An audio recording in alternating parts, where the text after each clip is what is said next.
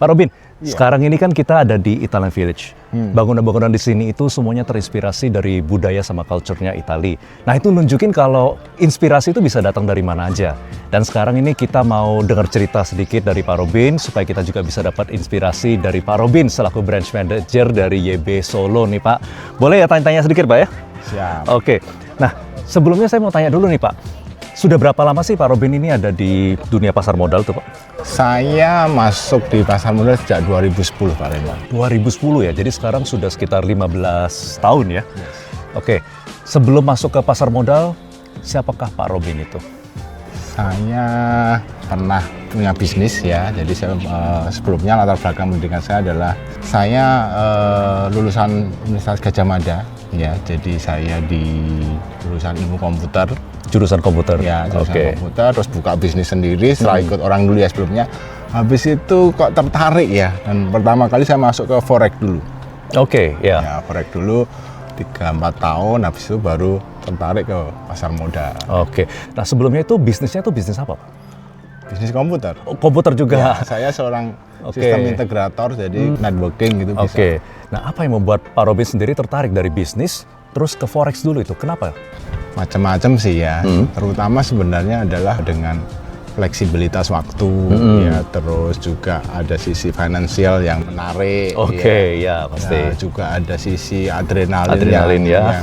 yang cocok buat anak muda gitu ya. Tapi yang jelas adalah saya sadar bahwa uang kita ini habis tertelan oleh inflasi gitu ya. Oke, Jadi ya. even dengan bisnis pun ya bisa, tapi hasil keuntungan kita kalau kita puterin lagi di bisnis yang real ya bisa saja, tapi beberapa harus kita sisihkan untuk investasi. Oke, baik. Nah terus dari Forex beralih ke pasar modal.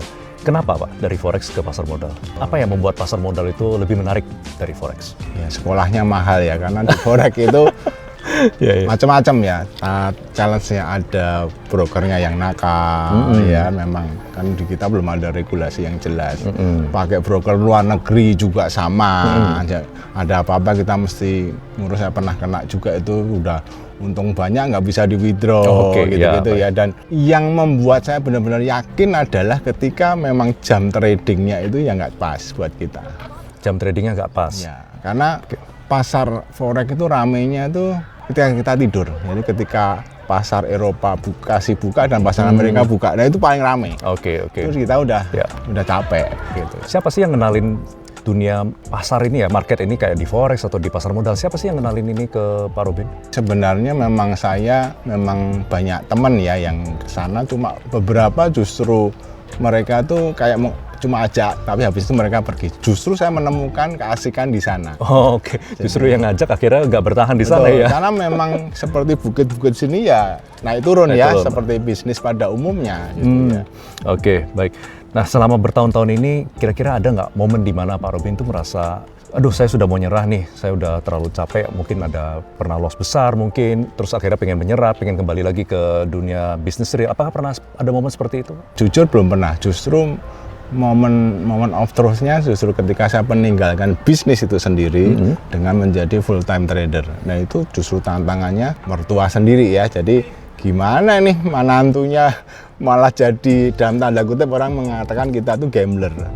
Iya, baik. Tapi ketika kita sudah menghasilkan, bisa nyekolahin anak sampai ke luar negeri dan tanpa minta bantuan apapun, no comment ya. Bahkan sangat mendukung aja. Jadi perubahan apa yang paling besar yang terjadi dalam kehidupan Pak Robin setelah masuk ke dalam market ini, Pak? Yang pertama justru intinya tuh saya menjadi Robin yang lebih baik. Oke. Jadi yang dulu mungkin gampang menyalahkan orang nih. Oke, kan? ya. Misalnya kita baru trading, internetnya masalah, atau listriknya tiba-tiba turun, terus kita lost koneksi, kita wah gara-gara ini. Nah, itu di kehidupan sehari kita juga sering begitu kan, disalip orang, naik mobil, wah gara-gara. Dari market saya justru belajar untuk kita mana yang bisa kita kontrol, mana yang enggak. Oke. Jadi kalau dari situ dulu pride saya sebagai lulusan UGM, sebagai saya melamar kerja dimanapun bisa, bisnis buka apapun juga jadi, itu belajar rendah hati sudah dari market.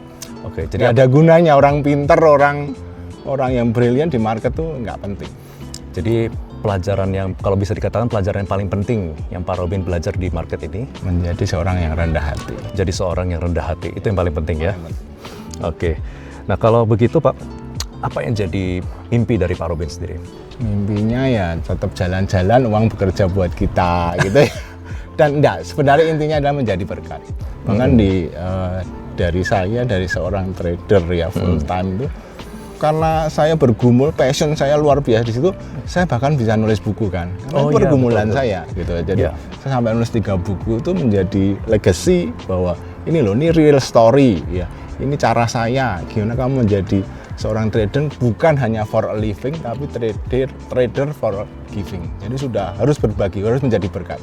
Oke, jadi trader bukan hanya untuk diri sendiri ya, tapi juga untuk berkontribusi supaya apa harapannya untuk orang-orang yang baru masuk di dalam dunia market ini?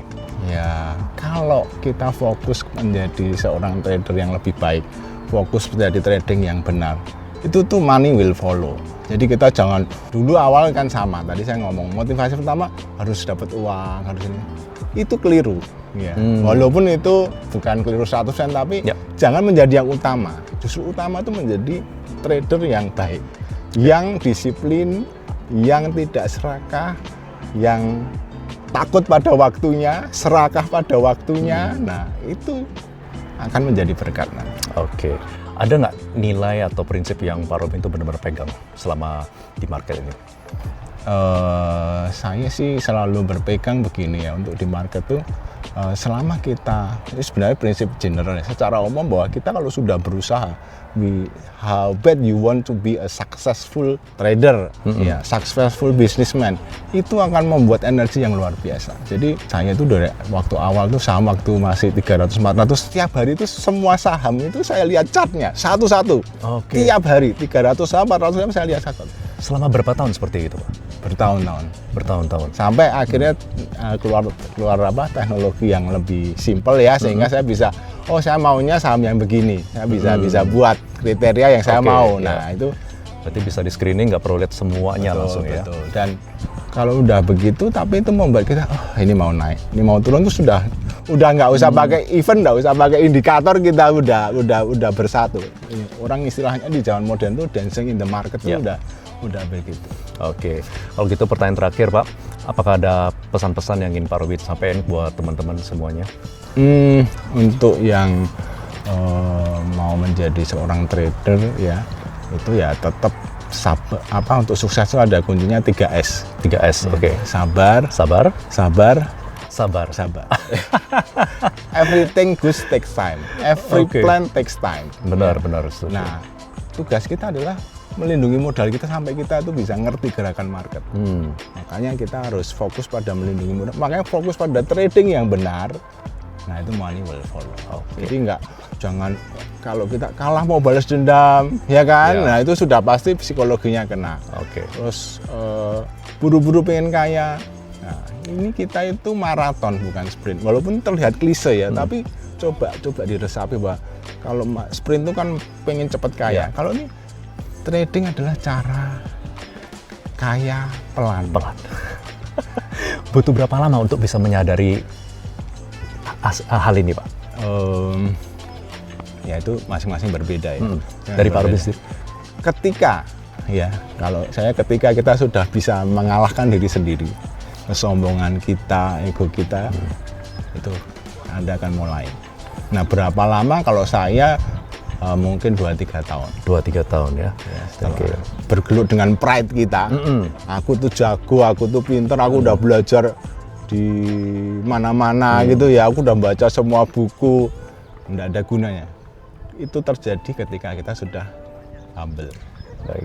Berarti tergantung seberapa kita hausnya ya, pengen belajar, pengen improve diri sendiri juga ya. Ya, oke. Terima kasih Pak Robin untuk bincang-bincang sederhananya di Tanah Village saat ini. Kita percaya teman-teman semua juga pasti akan terbantu dan juga terinspirasi dengan cerita dari Pak Robin ini. Oke, kalau gitu sampai jumpa semuanya. Salam cuan. Salam cuan. Oke, kita mau lanjut liburan dulu, foto-foto ke Italian Village. See you.